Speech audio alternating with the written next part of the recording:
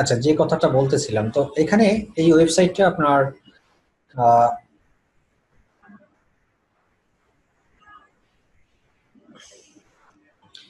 আচ্ছা, তো এই ওয়েবসাইটটা এখন কথা হলো যে কি কারণে ব্ল্যাক লিস্টেড হয় সেগুলো আমি বলতেছিলাম, যে লোডিং টাইম, একটা পিকচার্স কন্টেন্ট এগুলো যদি ডুপ্লিকেট হয়, তারপরে প্লাগইনস আছে। এক একটা ওয়েবসাইট ডিজাইন করার ক্ষেত্রে যারা ওয়েবসাইট ডিজাইনার আছেন তারা জানেন যে বিভিন্ন ধরনের আমাদের থার্ড পার্টি কিছু প্লাগইনস ইউজ করতে হয় যদি ওয়ার্ডপ্রেস দিয়ে ওয়েবসাইট করা হয় সেক্ষেত্রে। আবার পিএইচপি মাইএসকিউএল দিয়ে যদি, সরি, এইচটিএমএল ওয়েবসাইট করা হয় সেক্ষেত্রেও আমাদের কিছু মেকানিজম ইউজ করতে হয়। তো এগুলো যদি বেশিরভাগই আমরা ফ্রি ভার্সনগুলো ইউজ করার চেষ্টা করি, বা কোনো ফ্রি থিম যদি আমরা ইউজ করি বা টেমপ্লেট ইউজ করে আমরা কোনো ওয়েবসাইট তৈরি করি, সেক্ষেত্রে ভিতরে বাগস থাকতে পারে। কারণ যে ব্যক্তি এই ওই টেমপ্লেটটা ইউজ করছে সে তো অবশ্যই চাইবে না যে আপনি তার টেমপ্লেটটা আপনি ফ্রি ইউজ করেন। বাট যদি আমরা ওয়েবসাইট গুগল থেকে বিভিন্ন ফ্রি টেমপ্লেট ডাউনলোড করে সেটাকে কাটসিট করে আমরা ছুরি কাছি বসাইয়া তারপরে আমরা আমাদের মতো করে নিজেদের সম্পত্তি হিসেবে বানিয়ে নিই। কিন্তু আপনারা জানেন কিনা জানি না যে ওয়েবসাইটের ভিতরে যে কোডিং গুলো আছে সেই কোডিং গুলো যিনি করছেন নিশ্চয়ই সে এত বোকা না যে আপনাকে ফ্রি ইউজ করতে দিছে, তার মানে তার নিজস্বতা বা তার মেকানিজমটা সে ওখানে অ্যাপ্লাই করে নেয়। হ্যাঁ, এমন বোকা বাংলাদেশে বা পৃথিবীতে খুব কমই আছে। দ্যাট মিনস আপনার যে ফ্রি টেমপ্লেট গুলো বা আমরা ফ্রি যে থিম গুলো ইউজ করি সেখানেও কিন্তু আমাদের রিস্ক থেকে যায়। কারণ ওই কোডিং এর ভিতরে কোনো একটা জায়গায় হয়তোবা তাদের কোনো বাগস তারা দিয়ে রাখছে, বা কোনো একটা কোডিং তাদের ফিডব্যাক কোডিং দিয়ে রাখছে, যাতে আপনি ইউজ করলে বা ডাউনলোড করলে সে বুঝতে পারবে যে এরকম একটা ব্যক্তি বাংলাদেশ থেকে আপনার থিমটা সে ইউজ করতেছে। এবং সে চাইলে এটাকে ক্লেম করতে পারে, সে গুগলকে জরিমানা করাইতে পারে আপনাকে দিয়ে যে আমার থিম সে ফ্রি ইউজ করতেছে, আমি তাকে রিপোর্ট করলাম বা ক্লেম করলাম। বিভিন্ন এক্স ওয়াই জেড মানে লাভ লাভ অনেক ব্যাপারের কারণেই কিন্তু আপনার ওয়েবসাইট ব্ল্যাক লিস্টেড হতে পারে, গুগল করতে পারে আপনাকে। এটা গুগলের একমাত্র এখতিয়ার। তো আমি যখন এই ওয়েবসাইটটা, যখন যিনি এই ওয়েবসাইটটা তিনি তৈরি করেছিলেন এই এলিট পেইন্টের, সেই ব্যক্তি ওয়েবসাইটটা তৈরি করার পর পাবলিশ করার পর সে এটা নিয়ে অনেকদিন সার্ভাইভ করছে। সে কোনোভাবেই সে গুগলকে এটা ইন্ডেক্স করতে পারে নাই বা এনলিস্টেড করতে পারে নাই। ফাইনালি এলিট পেইন্ট কর্তৃপক্ষ ওই ব্যক্তির কাছেই বলছে, ভাই আপনি নিজে ওয়েবসাইট তৈরি করছেন, আপনি নিজেই এটাকে একটু ঠিক করে দেন। অ্যাটলিস্ট এসইও করতে হবে না, আপনি অ্যাটলিস্ট আমার গুগলে যাতে আপনার আমার ইউআরএলটা শো করে সেই ব্যবস্থা চলে করে দেন। তো ওই বেচারা অনেক কষ্ট করছে, এটা নিয়ে অনেক চেষ্টা করছে, বাট আলটিমেটলি সে নিজের ওয়েবসাইট নিজে বানাইয়েই সেটার বাগ সে সলিউশন করতে পারে নাই। পরে সে স্যালেন্ডার করছে, অপরাধ জানালো, জানানোর পরে এলিট পেইন্ট আমার সাথে যোগাযোগ করলো। বাই দ্য ওয়ে, আমার রেফারেন্স হয়তো বা কোথাও থেকে তারা পাইছে আমি জানি না। তো পরে এলিট পেইন্টের কর্তৃপক্ষ, যিনি এলিট পেইন্টের ডিরেক্টর একজন, উনি মালিকের ছেলে, সে আমার সাথে সরাসরি যোগাযোগ করে সে আমাকে বললো যে আপনার সম্পর্কে আমি জানি, অনেকভাবে শুনছি যে আপনি চিটগং এ মোটামুটি, ওনার বাড়ি আবার চিটগংই, এরিক পেন্টের কিন্তু মেইন মালিকের বাড়ি চিটগং। উনি ওই সূত্র ধরেই এসে আমাদের খুঁজে বের করে বললো যে চিটগং এ তো এরকম ভালো এসইও এক্সপার্ট খুব কম আছে, ঢাকাতে অনেক আছে, বাট চিটগং এ আপনি বেস্ট আমার কাছে মনে হচ্ছে। বাই দ্য ওয়ে, আমি এটা আরএনডি করে খুঁজে বের করলাম, তো আপনার সাথে আমরা একটু দেখা করতেছি, কথা বলতেছি। এরপরে তাদের সাথে একটা মিটিং হয়, সেই মিটিং এ তারা এই তাদের সমস্যার কথা বলে, বলার পরে তাদের সাথে আমার একটা চুক্তি হয়। সেই চুক্তির সূত্র ধরে তারপরে এই ওয়েবসাইটটা নিয়ে আমি কাজ শুরু করি। তো পরবর্তীতে আমি ওয়েবসাইটটা নিয়ে যখন অডিট করলাম, অডিট ফার্স্ট আমার স্টেপ ছিল, অডিট করলাম ওয়েবসাইটটাতে, তৎকালীন ওয়েবসাইট মানে আগের যে ওয়েবসাইটটা, সেই ওয়েবসাইটটা অডিট করে আমরা দেখলাম যে ওই অডিটে এসইও অডিট, এটা এসইও অডিটের মধ্যে আমরা দেখলাম প্রচুর পরিমাণে প্রবলেমস আছে। প্রথম প্রবলেমস হলো তার লোডিং টাইম হলো অনেক বেশি, প্রায় নিয়ার অ্যাবাউট প্রায় 40, মানে 50-55 সেকেন্ড পর্যন্ত সময় লাগে তার শুধুমাত্র কি এই ওয়েবসাইটের ফ্রন্ট পেজটা আসতে। তার মানে অনেক বেশি লোডিং টাইম। এই এতক্ষণ তো কোনো ভিজিটর্স ওয়েট করবে না, একটা ওয়েবসাইট যদি ওপেন হইতে এত সময় লাগে। এরপর আরো কারণ ছিল, সে যে ব্যক্তি ওয়েবসাইটে প্রথম ডিজাইন করছিল সেটা ওয়ার্ডপ্রেস দিয়ে ওয়েবসাইটটা করছিল, এবং সে ফ্রি থিম ইউজ করছিল, পাইরেটেড থিম। থিম গুলা বা টেমপ্লেট ডাউনলোড করছে ওয়ার্ডপ্রেস দিয়ে টেমপ্লেট ডাউনলোড করে সেই টেমপ্লেটের উপরে সে কাজ করছে, এবং অনেকগুলা বাক্স প্লাগইন ইউজ করছে, ফ্রি প্লাগইন, সেগুলো অনেক প্রবলেম ছিল, যেগুলো আসলে গুগল অথরিটি এটা মেনটেন করে না বা গুগল এটা নেয় না, এইসব বিষয়গুলো অ্যালাউ করে না। সেই ধরনের কার্যকলাপ গুলো তৈরি করে ওয়েবসাইটটা তৈরি করছে। আমি আপনাদেরকে দেখাই, আগের ওয়েবসাইট একটু দেখাই নাকি, আর আগের ওয়েবসাইটটা আমি রেখে দিছি স্টুডেন্টদেরকে দেখানোর জন্য, একদম হুবহু একই ওয়েবসাইট, এই যে ডিজাইন। আমি মূলত আগের ওয়েবসাইটটার ডিজাইনটা দেখেই আমি এই ওয়েবসাইটটা তৈরি করছি। মানে আগে যে ব্যক্তি ওয়েবসাইটটা বানাইছিল সে যেভাবে ডিজাইন করছে তার ডিজাইনটা দেখে দেখে আমি নতুন একটা ডিজাইন বানাইছি, আর কিচ্ছু না, নাথিং এলস। আমি আগের ওয়েবসাইটটা একটু আপনাদেরকে দেখাই, তাহলে আপনারা জিনিসটা আপনাদের কাছে ভালো লাগবে। আছে কিনা জানি না, আমি এটা রেখে দিয়েছিলাম।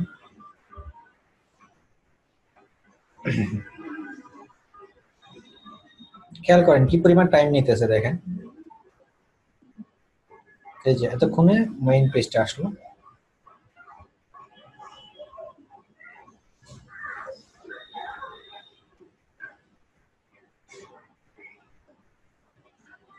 আচ্ছা, এই ওয়েবসাইটটা দেখুন, এটা হলো আগের যিনি করছিল তার তারটা আমি দেখাচ্ছি আর কি। আগের যে ব্যক্তি ডিজাইনটা করছিল তার ডিজাইনটা আমি দেখাচ্ছি, আপনারা খেয়াল করেন এটার সাথে এটা মিলান, দেখেন কোনো চেঞ্জ পান কিনা, কোনো রকমের চেঞ্জেস নেই। দেখেন একই ডিজাইন, একই প্যাটার্ন। তাহলে আগেরটার কি সমস্যা ছিল, আমারটার কি সমস্যা ছিল? সমস্যা তো বলেই দিলাম কি সমস্যা ছিল। এই ওয়েবসাইটটা আসলে করা ওয়ার্ডপ্রেস দিয়ে, আর আমার এই ওয়েবসাইটটা করা পিএইচপি এইচটিএমএল পিএইচপি দিয়ে। তো এইটাই ডিফারেন্স, আমরা দুইজনে দুই ল্যাঙ্গুয়েজ দিয়ে করছি। তো যখন আমি বুঝলাম যে ওয়ার্ডপ্রেস নিয়ে একটা সমস্যা আছে, তখন আমি এটা ওয়ার্ডপ্রেস দিয়ে করি নাই, না করে আমি এইচটিএমএল এবং পিএইচপি জাভাস্ক্রিপ্ট যেগুলো আছে সাপোর্টিং ল্যাঙ্গুয়েজ সেগুলো আমি ইউজ করছি এখানে। তো আমি কিন্তু নিজের এখানে ক্রিয়েটিভিটি কিছুই করি নাই, এই ওয়েবসাইটটা দেখে দেখে সব করছি আমি। এখানে কি কালার দিছে, কি কম্বিনেশন দিছে, কি অ্যানিমেশন দিছে, এগুলো দেখে দেখে আমি সব আবার নতুন করে এটা তৈরি করছি। তো ক্রিয়েটিভিটি তাকেই দিতে হয়, কারণ ডিজাইনটা সে করছে, ডিজাইনের ক্রিয়েটিভিটি তার, আমি শুধুমাত্র তার ডিজাইনটা দেখে দেখে আমি কপি মারছি, আর কিছু না। কপি মারছি বলতে তার ওয়ার্ডপ্রেসের কোডিং তার কপি মারা যায় না, মানে সে করছে ওয়ার্ডপ্রেস শর্টকাট মেথডে, আমার করতেছে কোডিং করে, মানে আমাকে কোড কোড দিয়ে এই ডিজাইন তৈরি করতেছে। আর তারটা করছে সে ওয়ার্ডপ্রেস হলো যে আপনার এটা ড্রপ ডাউন ওয়েবসাইট, মানে এটা হলো সবগুলোই কোডিং করা থাকে, জাস্ট ডিজাইনটা ডানে বামে সামনে পিছনে কালার কম্বিনেশন এগুলো আপনি ম্যানুয়াল দিলেই হয়ে গেল। আর এইচটিএমএল দিয়ে ওয়েবসাইট করতে গেলে সেক্ষেত্রে আপনার ফুল ওয়েবসাইটে কোডিং দিয়ে করতে হয়। তার মানে আমি এটা দেখে দেখে শুধুমাত্র কোডিং করে করে আমি আমার এই ওয়েবসাইটটা তৈরি করছি। তো এই ওয়েবসাইটটা তৈরি করার পরে ফাইনালি আমি অনেক সময় লাগছে, কারণ অনেক বড় ওয়েবসাইট এটা, প্রায় নিয়ার অ্যাবাউট আমাকে এই ওয়েবসাইটটা তৈরি করতে প্রায় 1.5 মাসের মতো সময় লাগছে। মোটামুটি 2 মাসই বলা যায়, 2 মাস আমি এটা সময় নিচ্ছি শুধু ওয়েবসাইটে ডিজাইন করতে, কারণ অনেক বড় ওয়েবসাইট। এটার ভিতরে আপনার এই লিঙ্ক গুলোতে ঢুকলে দেখবেন যে কি পরিমাণ ডেটা ভিতরে দেওয়া আছে, এবং ভিতরে অনেক ডিজাইন, প্রত্যেকটা পেজে আলাদা আলাদা ডিজাইন আছে। তো 2 মাস পর ওয়েবসাইট করার পরে ফাইনালি আমি গুগলে ইন্ডেক্স করলাম, গুগলের সাথে আমি ওয়েবসাইট টাইল করাই দিলাম। টাইল করানোর পরে দেখলাম যে আল্লাহর রহমতে 1 সপ্তাহের মধ্যেই আমাদের ওয়েবসাইট গুগল র্যাঙ্ক করলো, মানে 1 সপ্তাহের মধ্যেই গুগল তাদের পেজে নিয়ে আসলো, পেজে তারা এনলিস্টেড করছে আমাদের ওয়েবসাইট। এরপরে যখন আমি দেখলাম যে এনলিস্টেড হয়ে গেছে, এনলিস্টেড হয়ে যাওয়ার পরে এরপর শুরু করলাম আমি আর কম্পিটিটর যারা আছে, যেমন Berger Paints, Asian Paints, Roxie Paints, Ruby Paints, এইসব পেইন্টস যে কোম্পানিগুলো আছে তাদের সাথে কিভাবে বিট করে আমার এই সাইটকে আমি 1 নম্বর অবস্থানে নিয়ে আসতে পারি, সেই চ্যালেঞ্জে নামলাম। সেই চ্যালেঞ্জ আমার বেশিক্ষণ লাগে না আল্লাহর রহমতে, আমরা মোটামুটি 15 to 20 ডেজের মধ্যেই আমি প্রথম পেজে চলে আসছি। এরপরে গ্রাজুয়ালি প্রত্যেক সপ্তাহে দেখতাম যে মোটামুটি টোটাল কমপ্লিট আমার এই প্রজেক্টটা শেষ করতে 3.5 থেকে 4 মাসের মধ্যে আমি 1 নম্বর অবস্থানে চলে আসছি। পুরো প্রজেক্ট আমাকে শেষ করতে, মানে ওয়েবসাইট ডিজাইন সহ আর কি, ওয়েবসাইট ডিজাইন এবং এসইওর কাজ শেষ করে 3.5 4 মাসের মতো হবে আর কি, ম্যাক্সিমাম 4 মাস হবে। এই 4 মাসের মধ্যে আমার এই ওয়েবসাইট কি হয়েছে, গুগলের 1 নম্বর অবস্থানে আসছে। আপনারা যদি এখন একটু সার্চ দেন, আমি যদি দেই দেখেন best paint company in Bangladesh দিয়ে যদি আপনি সার্চ দেন, তাহলে দেখেন আপনার গুগল ম্যাপে 1 নম্বরে শো করতেছে, আপনারা দেখতে পাচ্ছেন গুগল ম্যাপে 1 নম্বরে শো করতেছে। এরপর রেজাল্টে আসেন, রেজাল্টে আপনার 2 নম্বরে শো করতেছে। এটা আমরা 1 নম্বর অবস্থানে ছিলাম, এশিয়ান পেইন্টস আগে 2-এ ছিল, আমরা 1-এ ছিলাম। এখন বলতে পারেন যে তাহলে স্যার আপনি এখন কেন 2 নম্বরে চলে আসছেন? বিকজ অফ এই কোম্পানির সাথে আমার কন্ট্যাক্ট শেষ। হ্যাঁ, তাদের সাথে আমার 6 মাসের কন্ট্রাক্ট ছিল। 6 মাসে আমি তাদেরকে কন্ট্রাক্ট করে দিয়েছি যে আমি 6 মাসের মধ্যে আপনার ওয়েবসাইট 1 নম্বরে নিয়ে আসবো। আমার 1 নম্বরে যদি চলে আসে এরপর কিন্তু আমার আর কোনো কাজ নেই। এরপর যদি আপনারা কন্ট্রাক্ট রিনিউ করেন তাহলে আমি এটাকে ধরে রাখবো এই অবস্থান, আর যদি কন্ট্রাক্ট রিনিউ না করেন তাহলে আপনাদের ওয়েবসাইট যেমনি আছে এই অবস্থায় থাকবে, এখানে আর আমি কোনো কাজ করবো। তো 6 মাস তাদের সাথে কন্ট্রাক্ট যতদিন ছিল ততদিন এটা 1 নম্বর অবস্থানে ছিল। তাদের সাথে আমার কন্ট্রাক্ট শেষ, এরপরে আর আমরা কাজ করিনি। এরপরে প্রায় আমি তাদের সাথে আমাদের কন্ট্রাক্ট কত আরো বেশিরভাগ মোটামুটি 8 মাস হয়ে গেছে। কন্ট্রাক্ট শেষ হওয়ার পরও এখন 8 মাস শেষ হয়ে গেছে আরো। বাট আপনার দেখেন এখনো কিন্তু তারা 2 নম্বর অবস্থান ধরে রাখছে, যদিও আমাদের সাথে তাদের কন্ট্রাক্ট রিনিউ হয়েছে। আবার আগামী 1 তারিখ থেকে আবার নতুন করে আমি এই কোম্পানি কাজ করব। তারা আবার এই কন্ট্রাক্ট রিনিউ করছে আমাদের সাথে, যে যখন দেখছে তারা 2 নম্বরে চলে যাচ্ছে, আস্তে আস্তে নিচে নেমে যাবে, তখন তারা তাদের মানে শুভ বুদ্ধি উদয় হয়েছে, তারা বুঝছে যে না, এটা কন্ট্রাক্ট রিনিউ করে রাখা উচিত। এখন আগামী 1 তারিখ থেকে হয়তো আমি আবার নতুন করে এটা এক্সিজে কাজ শুরু করবো, আবার হয়তো দেখা যাবে আল্লাহর রহমতে আমরা একে চলে যাবো।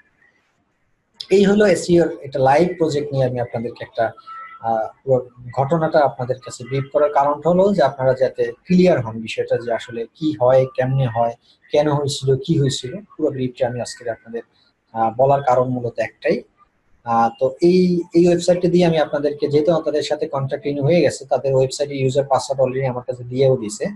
তো আমি আপনাদের এই ক্লাসে ইনশাল্লাহ এই ব্যাচ, আপনাদের যে ব্যাচটা এখন শুরু করলাম আমি, এই ব্যাচই আমি আবার আপনাদের এই ওয়েবসাইটের যে কি কার্যকলাপগুলো আমি এখন নতুন করে আবার কি কি করব এবং এর আগে কি কি করছিলাম সেগুলো আমি আপনাদেরকে এই ওয়েবসাইটে দিয়ে লাইভ দেখাবো। তাতে আপনাদের জন্য অনেক ভালোভাবে একটা লাইভ প্রজেক্টের ফ্লেভার পাবেন আপনারা, কোনো মানে কনফিউশন থাকবে না। এটা আপনাদের জন্য একটা ভালো অপরচুনিটি বলা যায় আর কি। এছাড়াও আমার অন্য যে প্রজেক্ট গুলো আছে সেগুলো আমি আপনাদেরকে দেখাবো। একটা তো না, আমার অনেকগুলো প্রজেক্ট বাংলাদেশের লোকাল অনেকগুলোই আছে। মোর দ্যান 50 কোম্পানির সাথে আমার কাজ করা হয়ে গেছে পর্যন্ত, 50টা কোম্পানির সাথে। আর ফরেন কান্ট্রি তো অগণিত, এগুলো না বললেই না।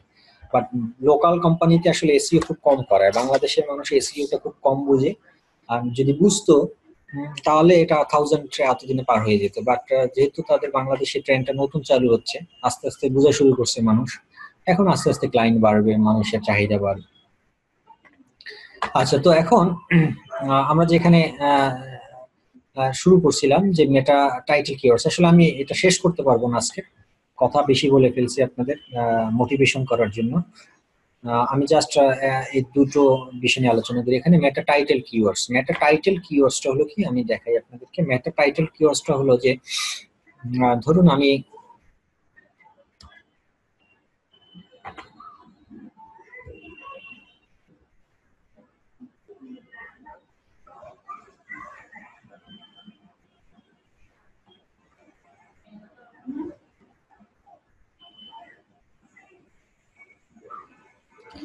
আচ্ছা, মেটা টাইটেল কিওয়ার্ডসটা হলো যে আপনি যখনই কোন একটা ওয়েবসাইটের ওপেন করবেন, ওপেন করার পরে এই যে টপ বারের দিকে, এই যে টপ বার, প্রত্যেকটা টপ বারে একটা লেখা শো করে।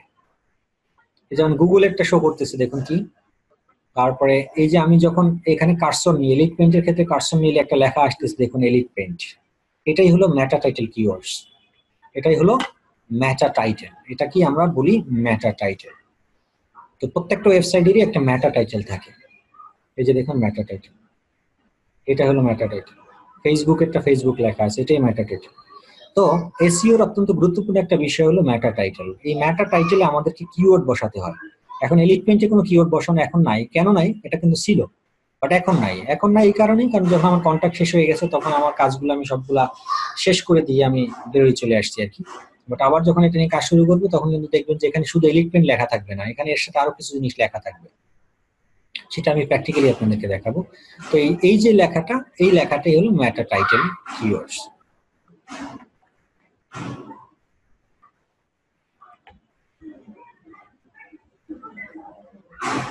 এরপরে কি আছে দেখুন, মেটা ডেসক্রিপশনস কিওয়ার্ডস। এটা কি? এই যে মেটা ডেসক্রিপশনস। মেটা ডেসক্রিপশন বলতে আমরা কি বুঝি? মেটা ডেসক্রিপশনসটা হলো, দেখুন যে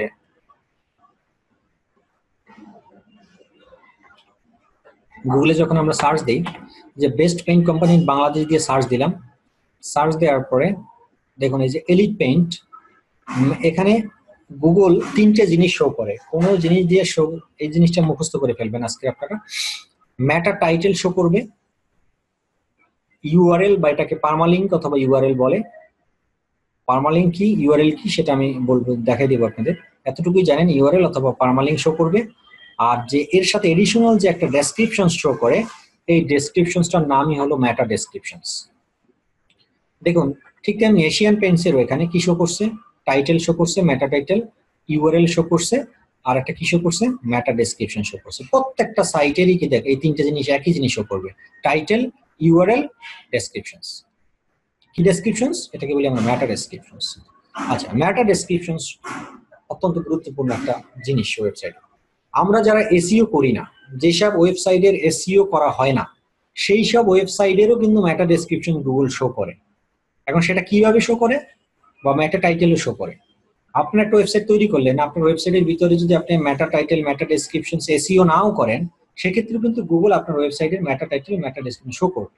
বাট সেটা শো করবে গুগল সউদ্দিগী হয়ে, মানে আপনার ওয়েবসাইট থেকে অটোমেটিকলি ওই যে রোবটের কথা বললাম, রোবট যে কোনো একটা ডেটা ক্রাউল করে আপনার এখানে রিপ্রেজেন্ট করবে। বাট আমরা যারা এসইও এক্সপার্ট বা এসইও করি, তার আমরা গুগলকে বলে দেই যে আমার ওয়েবসাইটের কোনো জিনিস তুমি নিজে সহযোগী হইয়া কপি করে নিবা না, আমি যেটা কপি করতে বলবো সেটাই তুমি মানুষের কাছে শো করবে। তো এটা কেন করি, এটা এই কারণেই করি কারণ মানুষ কি বিষয় দিয়ে সার্চ দিতে পারে, কোন লেখা দিয়ে মানুষ বেশি সার্চ দেয়, এটা নিয়ে আমরা কি করি, আগে মেকানিজম করি, আগে আমরা অ্যানালাইসিস করি, এটাকে বলি কিওয়ার্ড। এই কিওয়ার্ড অ্যানালাইসিস করি, অ্যানালাইসিস করে যে আমরা মোটামুটি টার্গেটেড কিছু কিওয়ার্ড ফাইন্ড আউট করি, সেই টার্গেটেড কিওয়ার্ড গুলোই আমরা সেট করি কোথায়, ম্যাটা ডেসক্রিপশনসে এবং ম্যাটা টাইটেলে। যাতে কোনো ব্যক্তি যদি আমার এই যে 50টা কিওয়ার্ড আমি সিলেক্ট করলাম বা ফাইন্ড আউট করলাম, এই 50টা কিওয়ার্ডের কোনো একটা কিওয়ার্ড দিয়ে যদি কেউ সার্চ দেয়, যাতে আমার ডেসক্রিপশনসের সাথে বা আমার টাইটেলের সাথে মিলে যায়, মিলে গেলেই তো তখন আমার ওয়েবসাইটটাকে গুগল তাকে সবার সামনে শো করবে। এই কারণেই মূলত যারা আমরা এসইও কাজ করি তারা ম্যাটা টাইটেলে আমাদের পছন্দের কিওয়ার্ড বসাই, ম্যাটা ডেসক্রিপশনসে আমরা পছন্দের ম্যাটা ডেসক্রিপশনস কিওয়ার্ড বসাই। হ্যাঁ, তো আপনারা নিশ্চয়ই বুঝছেন যে ম্যাটা টাইটেল হলো এটা, আর এটা হলো ইউআরএল, আর এটা হলো ম্যাটা ডেসক্রিপশন। আপনি যদি আপনার কোনো ওয়েবসাইটে নিজের পছন্দ মতো ম্যাটা ডেসক্রিপশন সেট না করেন, সেক্ষেত্রে গুগল অটোমেটিক একটা নিয়ে নেবে, তার যেটা ভালো লাগবে আপনার ওয়েবসাইটে সেই অংশটুকুই কপি করে এখানে নিয়ে নেবে। এটাই হলো বিষয়। আমি আর সামনে যাবো না, আজকে এটা নিয়ে আরো আলোচনা আছে, বিশদ আলোচনা আছে, কারণ এই জিনিসটা আপনাদের মাথায় ঢোকাতে হবে, যত ভালো ঢোকাতে পারবেন ততই আপনারা ভালো করবেন। আচ্ছা, আমি এখানে শেষ করবো কারণ আমার